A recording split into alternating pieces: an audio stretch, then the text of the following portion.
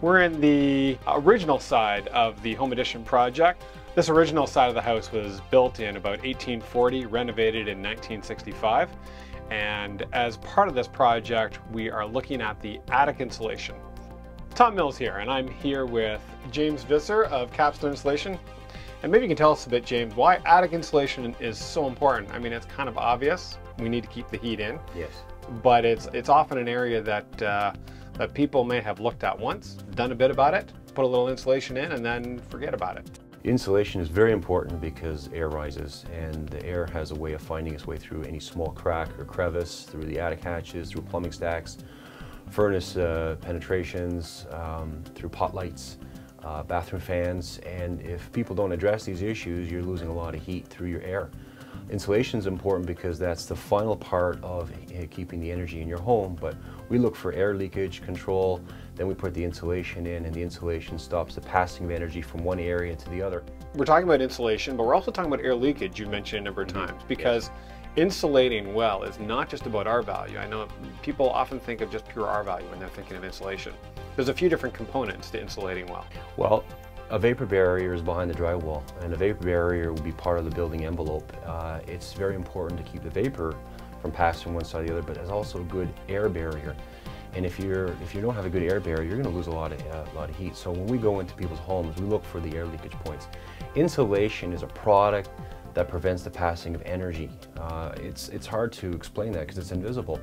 But when you understand that you're heating up the air and you're losing it and you're paying for it and it keeps going out of your house, then you're just sending your money out the roof, and you don't want to do that. But air leakage is very important because without that being dealt with, you're not going to have full efficiency of the insulation. The insulation is not an air barrier; it's simply an energy dampener.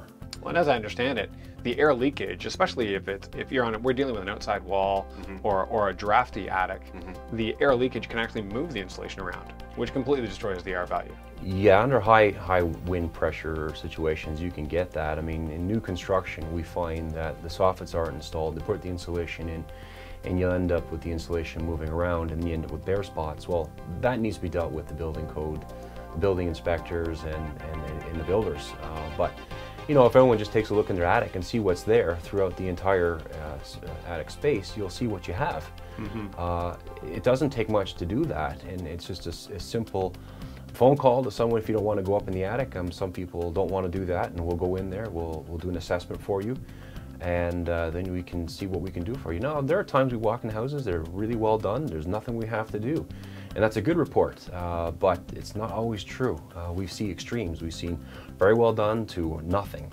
And this is what we're in business for, is to help people get through something that they don't understand and to save as much money as they can in their bills. And the side of all that is too, we're saving the environment in terms of how much fuel we're spending, how much emissions we're putting in the air, and it's all important, and we can all do our part in that by just looking at the insulation in your attic.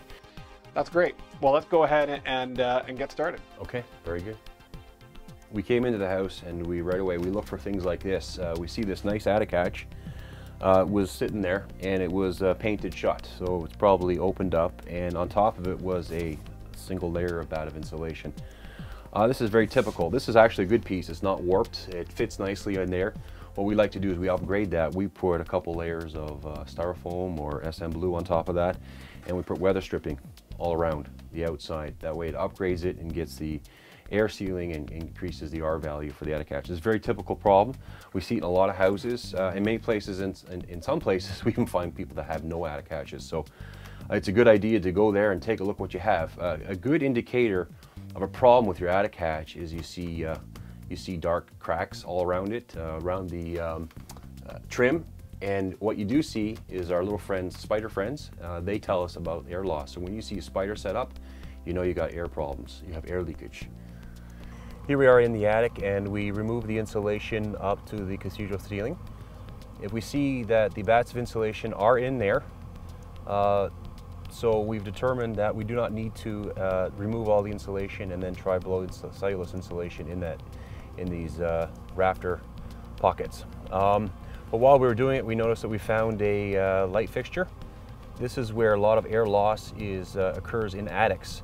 So we look for things like that, and we air seal it with some foam or plastic or whatever construction materials we need to make this work. It's very important to catch all these parts because it prevents a lot of moisture buildup in the attics, and we're a firm believer of have a good strong envelope around the entire house. Right now we're trying to find all the penetrations or light fixtures in the attic by tapping on it from below. That's why the guy in the attic can find it. We've rigged up a nice little system here with a little rubber on top of it so we don't do any damage. We find it's very important that we come into a house that we do not do any damage. People do not like that. So my policy is to make sure that we leave the house in better shape than we find it. Fire alarm, we do not need to find this in the attic because there's not a penetration, so it's operated by a battery. So Chris is removing the insulation around the other one. Here, we'll tap on it. Takes a lot of patience for the guy to dig through the insulation and find them. It's not hard to do, but it's not fun. You got it? Okay. Let's just review a minute. The house here is a story and a half, and we found when we were looking through there that there's already some insulation in place. Yes. And so that's a really good thing. We also talked about air leakage, some of the areas where there may be some electrical plugs, and we dealt with those. Yes. Once that was done, we were able to bring up the hose and blow the insulation in. We used, in this house, cellulose insulation. It's a good product. And we brought the insulation to over an R50, which is a very good amount of insulation that most houses should have. Now this was a fairly small install, just the square footage wasn't large, and so fairly easy to do. Tell me a bit more about cellulose, though, as a product. Well, I like it for a lot of reasons. It has a higher R value per inch. It's rated about 3.6 to 3.8 per R value per layered inch. I also like it because it's a recycled product. It's made purely out of the papers that you send to your curb. That's very important. If you use fiberglass, there is recycled glass in it, which is good, but cellulose insulation is 100% recycled product. And it has been around for over 40 years, and it's a proven product. In fact, we find that in a year's time, it ends up settling a little bit, which some people say, hey, that's not good, but actually it kind of gives it a better surface tension on it, and it creates air lockage inside the insulation from the top of the drywall or right to the top of the insulation, and that's what we're looking for. That's why I believe cellulose is a good product to work with. So in about a year's time from now, this attic will be more energy efficient than the day that we installed it. So that's why when you're looking at your charts, you've got an installed volume, and you also have a settled volume. And we're aiming for the settled volume. And that's very important. So when we're talking to a client, we're selling you an R50. We're not selling you the installed volume, but the settled volume. And that's what the long-term energy savings that we're looking for people to get in their homes. And that's why we use the little measuring stick in the attic, so we can see what's we install, and at the same time the homeowner is satisfied with what our job done.